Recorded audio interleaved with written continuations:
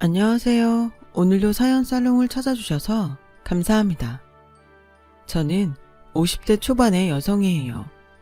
어릴 적에 부모님이 사고로 돌아가셔서 외할머니 밑에서 자랐어요. 외할머니는 재래시장에서 분식 장사를 하셨는데 제가 학교 다니는 데에 불편함이 없도록 최선을 다해 주셨어요. 물론 엄마가 와야 되는 학교 행사 같은 거야 어쩔 수 없었지만 그 외에는 제가 친구들보다 뒤처지면 안 된다고 뭐든 좋은 것만 사주시고 도시락도 늘 풍성하게 싸주셨어요. 저는 그런 외할머니 보살핌 덕에 힘들지 않게 학교를 다녔어요. 부모님이 안 계신 데에서 오는 외로움은 있었지만 그걸 빼고는 부족한 게 없었어요. 할머니의 부담을 덜어드리고 싶어서 전문대 식품영양학과에 들어갔어요. 할머니는 제가 4년제에 가지 않은 걸 많이 아쉬워하셨지만 제가 끝까지 고집을 피웠죠. 할머니, 4년제 나오고도 취직 안 되는 애들 있어. 그것보단 2년 열심히 공부해서 얼른 취직해서 돈 버는 게 낫지. 회사도 못 다니고 빈둥대면 4년제 졸업장은 그냥 종이 쪼가리야. 난 그런 거 싫어. 실용적으로 사는 게 좋아. 결국 할머니는 제게 백기를 드셨고 저는 전액 장학금을 받고 전문대에 들어가게 됐어요. 학교에서도 치열하게 공부했어요.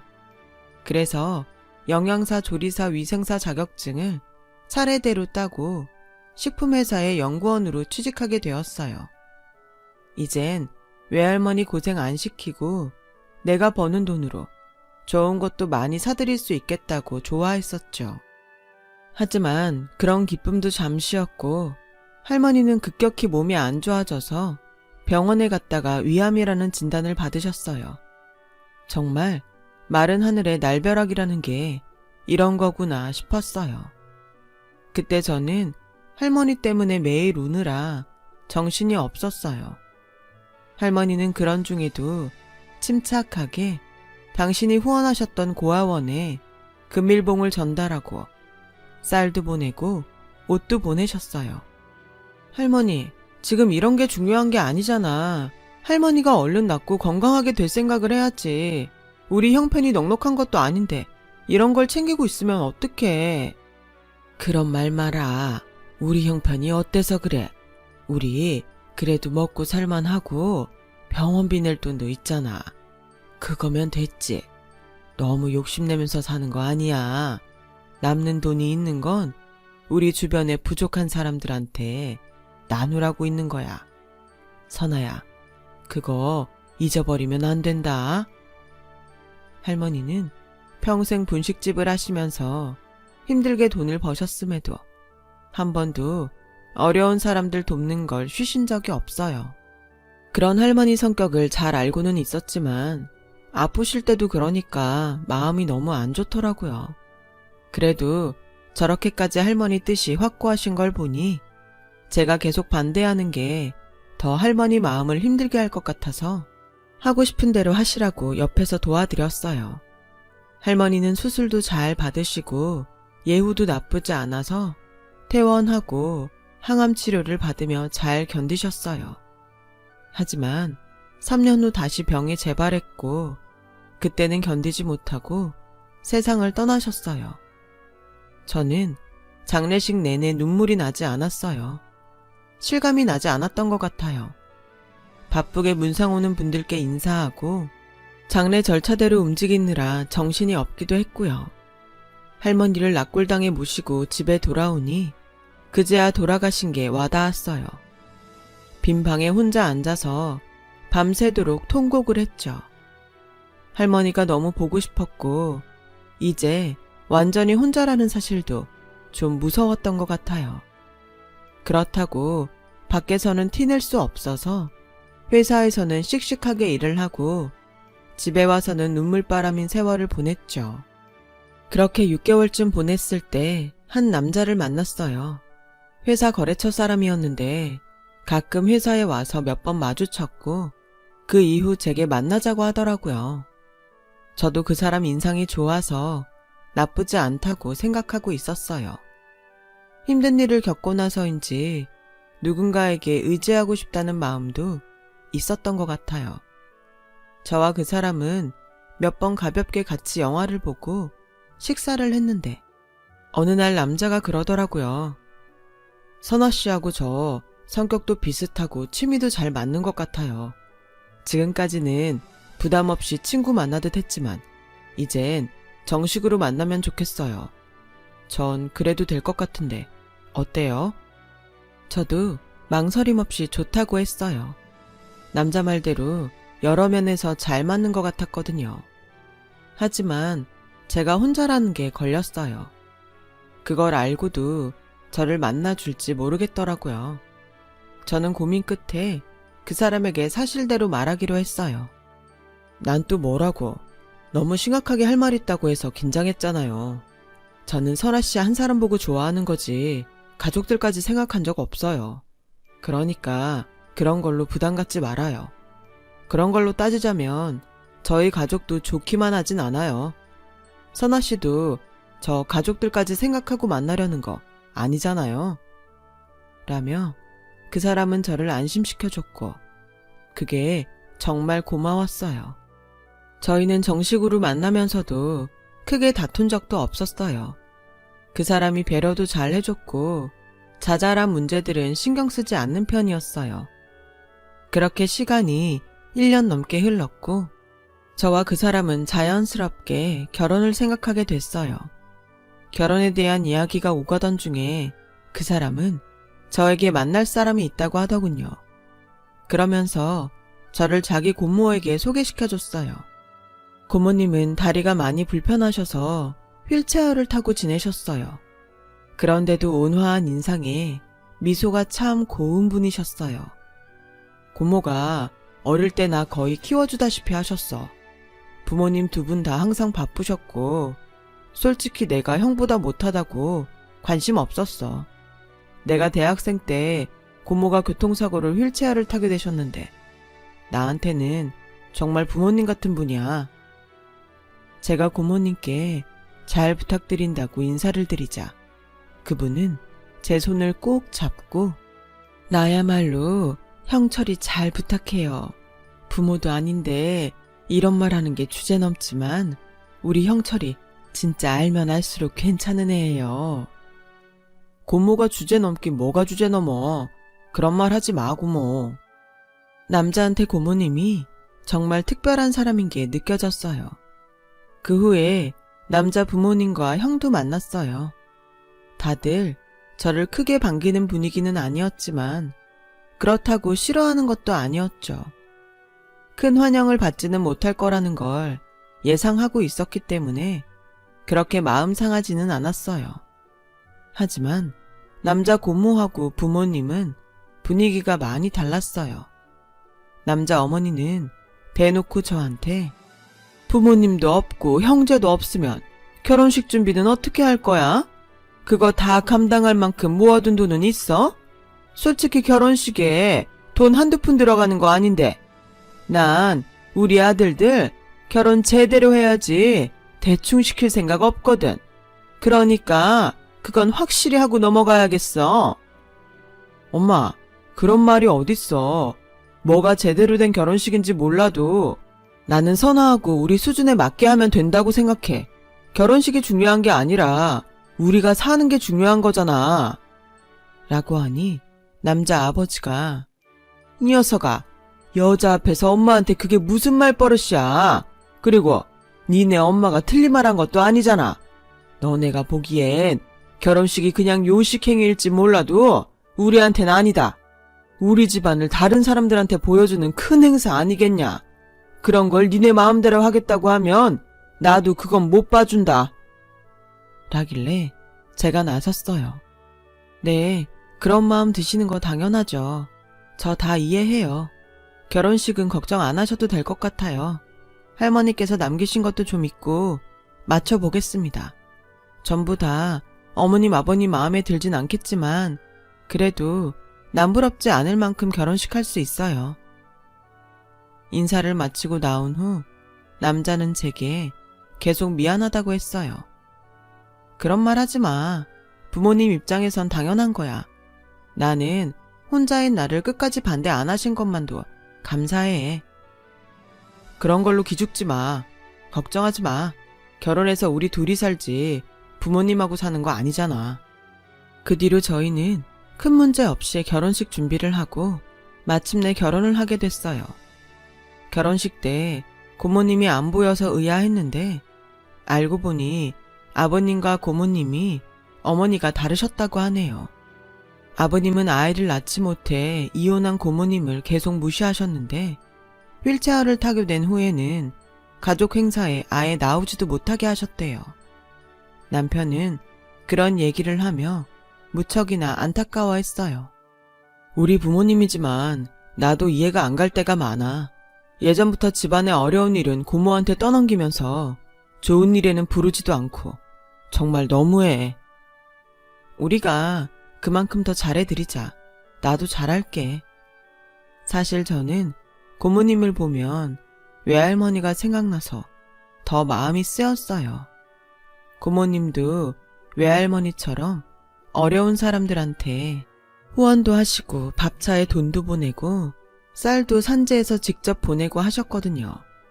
그래서 더 잘해드리고 싶은 마음이 컸고 평일에도 고모님 댁에 들러서 말동무도 되어드리고 집안일도 하면서 고모님과 더 친해졌어요. 주말에는 시댁에서 부를 때도 많았고 시어머니가 고모님 얘기하는 걸 싫어해서 평일에 더 자주 갔거든요. 그러다가 고모님 교통사고 후유증이 악화가 돼서 병원에 입원을 하게 됐어요. 제가 고모님 입원 수속을 마치고 병실로 가려는데 시어머니가 기다리고 있다가 저를 부르더라고요. 네가 여기 붙어서 좀 있어라. 지금 큰애 혼사 얘기 오가는 중이라 우리가 정신이 없어. 저 양반은 왜 이런 때에 자리에 누워서 사람을 불편하게 하는지 모르겠네. 눈치가 없어도 저렇게 없어. 라길래 염려 마시라고 했어요. 남편도 차라리 식구들이 간섭을 안 하는 게 낫다고 하더라고요. 어차피 당신 없었으면 나한테 떠넘겼을 거야. 간병인을 써서 돈도 나보고 내라고 했을걸. 우리가 있어서 다행이라고 생각할 분들이야. 미안해. 못 볼 거 보게 했네. 그런 말이 어딨어. 우리가 감당해야 될 거면 우리가 하면 되는 거지. 이런 말 미안한데 당신이 어머님 아버님 안 닮아서 다행이야. 라며 남편과 고모님을 잘 돌봐드리자고 했어요. 고모님의 어머님은 아버님을 정말 잘 키우셨는데도 아버님은 제철하며 무시했다고 하네요. 그런데도 그분이 돌아가시자 가져오신 재산을 아버님이 거의 가져갔다고 해요. 남편은 그래서 자기 부모님한테 정이 별로 없다고 하더라고요. 어릴 때부터 자기가 약하고 공부도 형보다 못한다고 형보다 관심도 가져주지 않았고요. 자식들한테도 1등, 2등 등수를 매기던 부모님보다 자기를 사랑으로 돌봐준 고모님한테 더 마음이 쓰인다고요. 저도 남편과 같은 생각이었어요. 그래서 고모님 병간호를 더 정성으로 했고 몸에 좋은 걸 몇 끼 만들어서 병원에 가져갔죠. 고모님은 제가 만든 음식들을 너무 좋아하고 잘 드셨어요. 의사나 간호사들한테도 제 자랑을 하기 바쁘셨죠. 그렇게 잘 회복돼서 퇴원하실 줄 알았는데 기력이 워낙 떨어진 탓인지 잠깐 추워진 날씨에 폐렴에 걸리시더니 금방 악화가 돼서 다시 일어나지 못하고 세상을 떠나셨어요. 남편도 저도 너무 슬퍼서 어쩔 줄 몰랐어요. 저야 이런 일을 겪어봐서 조금은 감당이 됐는데 남편은 처음이라 그런지 무척 힘들어했어요. 저는 남편을 위로하며 장례식을 준비했어요. 그래도 전에 해봤다고 다시 닥치니 어떻게 해야 할지 하나씩 생각이 나더라고요. 빈소가 마련될 때까지 얼굴 한번 비추지 않던 시댁 식구들은 그제야 나타나서 사람들을 맞이하는데 솔직히 속으로는 엄청 화가 났어요. 그래도 그걸 사람들 앞에서 티를 낼 수도 없고 저와 남편은 묵묵히 할 일만 했죠. 그런데 장례식이 끝나자마자 고모님 재산을 갖고 난리를 치더라고요. 고모님이 재산을 모두 노숙인 밥차 운영하는 곳에 준다고 하셨는데 자기들이 우선권이 있고 고모가 정식으로 공증받은 유언도 아니니까 절대 그렇게 할 수 없다는 거였어요. 고모님한테는 전 남편한테 받은 위자료에 원래 가지고 있던 땅이며 집이며 20억이 조금 넘는 재산이 있더군요. 고모님 변호사와 난리를 치고 싸우던 시어머니는 저를 불러서 너 네가 마지막에 간병 좀 했다고 네 목 챙겨달라는 그런 말은 하지 마라. 솔직히 너 같은 고아 받아준 것만으로도 평생 우리한테 감사하고 살아야 돼. 알았어? 저 그런 거 바라고 고모님 옆에 있었던 거 아니에요. 그렇게 재산이 많은 줄도 몰랐고요. 그래도 대놓고 고아라고 하고 평생 감사하라는 말씀은 좀 지나치신 것 같아요. 얘 봐라. 너 아주 말 잘하는 애였구나. 그동안 답답해서 어떻게 살았니? 누가 이렇게 말대답 따박따박 하랬어. 며느리면 며느리답게 굴어. 라며 큰 소리를 내자 남편이 밖에서 그 말을 들었는지 냅다 들어와서 그럼 그게 할 소리예요? 이 사람이 못할 만한 것도 아니구만. 시끄러우니까 돈 얘기할 거면 더 이상 우리 찾지 말아요. 아우 진짜 얘는 내가 낳았지만 싸가지가 없어도 너무 없어. 그래 니네 둘이 얼마나 잘 사는지 두고 보자. 라더니 아버님과 남편, 형까지 합세해서 고모님 댁에서 돈 나가는 건 죄다 들고 가버렸어요. 시댁 식구들은 그 이후로 저희를 찾지 않았고 저희 부부도 가족은 고모님 뿐이었다고 생각하자고 서로를 위로하며 지냈어요. 한 달쯤 지나 모든 일이 잠잠해졌을 때 고모님 변호사가 저희 부부를 찾아왔어요. 정말 제가 이거 지키느라 애썼습니다. 하면서 땅 문서를 내놓는 거였어요. 고모님은 생전에 갖고 있던 땅을 저희 앞으로 돌려놓고 부모님 일이 정리되면 저희한테 주라고 하셨다고 해요. 어머님 아버님은 고모님의 재산이 어느 정도 되는지 이미 알고 있었고 고모님께서 그걸 저희에게 다 주셨더라도 법이든 뭐든 어떻게든 자기들이 다 가져갈 사람들이라는 것도 알고 있었다고요. 그래서 다 손을 써놓으신 거였더라고요. 이건 박형철 씨 부모님도 모르는 땅이에요. 부모님이 받아가신 재산만 있는 줄 아실 거예요. 그러니까 말썽이 생길 일은 없을 겁니다. 지방에 있는 땅이었지만 규모 있는 도시에 엄청난 평수라 놀랐어요.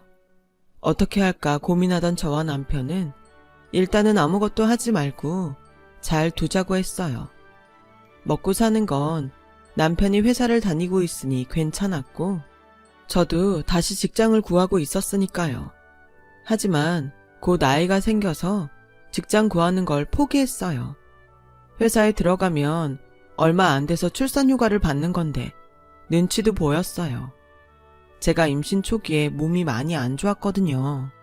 시댁에 임신 사실을 알리긴 해야 해서 전화를 했어요. 전화를 받은 시어머니는 니들끼리 잘 살겠다며 연락은 왜 하니? 우린 우리대로 잘 살고 있으니까 니네도 더는 연락하지 마. 무슨 자기 살기도 벅찬 애들이 도움 안 되는 임신까지 하고 있어. 어머니, 저랑 그 사람한테 유감이 있으신 건 알겠지만 그렇다고 아무 죄도 없는 아이한테 그런 말씀하시면 안 되죠. 저희도 이걸 마지막으로 더는 연락 안 드릴 거예요. 아무리 저희 사는 게 빠듯해도 그렇지 새 생명을 그런 식으로 말씀하세요. 어떻게 어머님 아버님 같은 분들한테서 저 사람처럼 반듯한 인격이 나왔는지 모르겠네요. 라며 전화를 끊었어요. 그 사이 남편의 형은 집안 좋은 여자와 결혼해서 시아버지 시어머니가 사돈 회원권으로 골프 다니고 리조트 돌아다니느라 정신 없는 건 건너 들어서 알고 있었어요. 그렇다고 해도 자기들 손주일인데 그런 막말을 할 줄은 몰랐죠. 저는 마음에서 시댁 식구들을 완전히 포기하게 됐고 시간이 흘러서 예쁜 딸이 태어났어요. 그리고 딸이 1살이 됐을 때 남편은 직접 가게를 하고 싶다고 했어요. 가게는 작게 열고 나중에는 전문 조리팀을 구성해서 집에서 간편하게 해먹을 수 있는 반찬들 위주로 하고 싶어. 회사에서는 아무리 해도 내 마음에 들지 않는 게 있어서 이럴 바엔 내가 한번 해보자는 생각이 들었어. 구상한 건 몇 년 됐는데 나도 좀 더 배울 게 있었고 당신 채영이 낳느라 고생했는데 나까지 보탤까봐 기다렸어. 나 정말 잘할 수 있을 것 같아. 당신도 도와줘. 당신이 그렇게까지 준비하고 자신 있으면 해야지. 왜 내 눈치를 봐. 걱정하지 마. 좀 안 돼도 그만큼 배우는 게 있을 거야. 그렇게 저희 부부는 반찬 가게를 냈고 거기서 홍보를 하면서 둘이서 음식 연구를 했어요. 저는 고모님 병간호 할 때 만들었던 음식들을 떠올리며 영양 균형을 생각한 보양식과 환자용 음식들에 대해 조언을 했어요. 그랬더니 환자용 보양식이 의외로 반응이 좋았어요. 저희 가게는 손님들한테 건강한 음식을 만들어서 판다는 좋은 인상을 심어주게 되었습니다. 그 입소문으로 조금씩 단골이 늘게 됐어요. 한 번은 단골 한 분이 몸이 너무 안 좋다는 말에 제가 잣을 넣고 죽을 써서 순한 반찬들과 함께 포장을 해서 그 손님 집에까지 가져간 적이 있었어요. 돈을 받고 한 건 아니었고 항상 음식도 많이 팔아주시고 입소문도 많이 내주신 분이 아프다는 말에 마음이 쓰였죠. 그분은 너무 고맙다며 눈물까지 글썽이셨어요. 그리고 더 많은 손님들을 저희 가게에 보내주셨어요. 중간중간 힘든 때도 있었고 위기의 순간도 있었지만 그런 단골분들 덕분에 저희 가게는 조금씩 흑자로 돌아섰고 남편이 원하던 조리팀을 구성할 수 있었어요. 그리고 반찬 가게와는 별개로 건강한 재료를 쓰는 한정식 레스토랑을 운영했어요. 레스토랑에서 반응이 좋은 음식들은 밀키트로 개발하기로 한 거죠. 그렇게 되기까지 8년의 시간이 걸렸고 아이도 많이 커서 저는 본격적으로 남편과 일에 매진했어요. 남편은 경영의 전반적인 일을 담당했고 저는 조리팀과 함께 음식을 개발하는 일에 힘을 쏟았어요. 저희 음식이 소문이 나고 찾는 사람이 많아지자 남편이 다니던 회사에서 저희 음식을 받아서 팔고 싶다고 제안이 왔어요. 남편은 대신 우리가 직접 검수를 해서 품질을 지키고 싶다고 했고 회사에서도 여러 검토를 걸쳐서 저희와 협의를 했어요. 그 결과 저희 의견이 많이 반영된 계약을 할 수 있었어요. 그때까지 또 3년이 걸려서 11년이 지나니 그제야 레스토랑도 밀키트 사업도 어느 정도 자리가 잡히더라고요. 남편은 반찬 가게를 못 잇는 손님들을 위해서 레스토랑 한쪽에 작게 반찬을 파는 코너를 만들었고 인터넷 쇼핑몰을 만들어서 더 많은 반찬들을 팔기로 했어요. 그러던 어느 날 저희한테 부동산 업자가 찾아왔어요. 고모님이 저희한테 물려주신 땅이 재개발에 들어가면서 땅값이 엄청 올랐다는 거예요. 그 땅을 사고 싶어 하는 사람이 있다며 50억에 팔아달라고 하더라고요. 저와 남편은 생각을 좀 해보겠다고 했어요. 그런데 얼마 안 돼서 남편 사무실로 뜻밖의 사람들이 찾아왔어요. 시어머니와 아주버님이었어요. 시댁에서는 얼마 전 저희가 땅을 받은 걸 알게 됐고 그 땅이 엄청 올랐다는 것도 알았다고 했어요. 시어머니는 남편 사무실을 이리저리 훑어보더니 상냥하게 니들은 어쩜 그렇게 아무 말 안 하고 있었어. 그래도 재산을 상속받았으면 이런 일이 있었다 얘기는 했어야지. 언제까지 말 안 하려고 했니? 정말 놀랐다. 라고 하니 아주버님은 아무리 니들 부부한테 준 재산이라고 해도 부모님을 그냥 지나치는 건 좀 아니지 않니? 이건 도의상의 문제가 될 수 있지. 안 그래요, 재수씨? 형철이가 말을 안 하면 재수씨라도 얘기를 했어야죠. 형철아, 늦었지만 이제라도 부모님 앞으로 조금이라도 나눠주는 게 좋을 것 같다. 라며 거들었고 남편은 어이가 없다는 표정을 지었어요. 형이랑 어머니 아버지 그때 고모 재산 다 받아갔잖아. 근데 이걸 왜 우리가 굳이 얘기해서 줘야 되는데? 솔직히 우리 채영이 가졌을 때 그쪽에서 축하 인사 한마디라도 했어? 뭐 인생에 도움도 안 되는 사람들이 임신까지 했다고 막말했잖아. 그래놓고 이제 와서 뭘 달라고? 더 이상 문제가 있는 건 우리가 아니고 그쪽이지. 라고 하자 시어머니는 비굴한 표정으로 그때 일은 그만 잊자. 가족이 뭐니? 좋은 일은 함께하고 나쁜 일은 서로 잊어주는 게 가족 아니야? 이러지 말고 좋은 쪽으로 생각하자. 예, 세기야. 너도 그렇게 생각하지?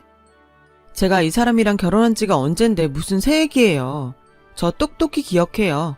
각자 연락하지 말고 잘 먹고 잘 살자고 하셨잖아요. 그런데 저희한테 땅이 있다는 걸 알고는 이렇게 오시네요. 저는 그런 어머님 말씀은 아무리 좋은 얘기라고 해도 하나도 못 믿겠어요. 두 분 다 그만 가주세요. 라고 냉정하게 말했어요.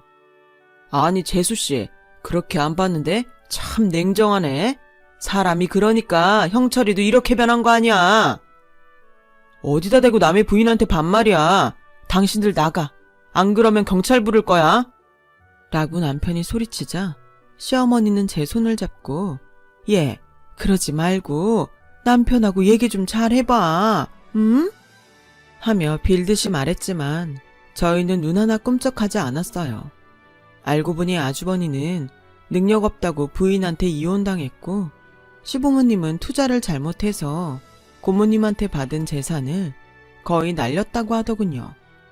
부모님이 안 되긴 했지만 그렇다고 고모님 땅을 주는 건 안 된다고 생각했죠. 저희 부부는 부동산 업자에게 소개받은 사업자에게 땅을 팔았어요. 그리고 고모님이 전에 기부하려고 생각하셨던 밥차를 운영하는 곳에 기부도 많이 했죠.